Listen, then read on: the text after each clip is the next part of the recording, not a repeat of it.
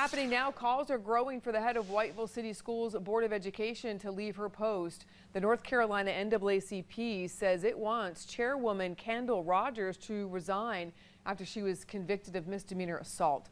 A criminal summons obtained by WECT accused Rogers of grabbing a city employee who was placing traffic cones in the road back in August, right after Hurricane Idalia.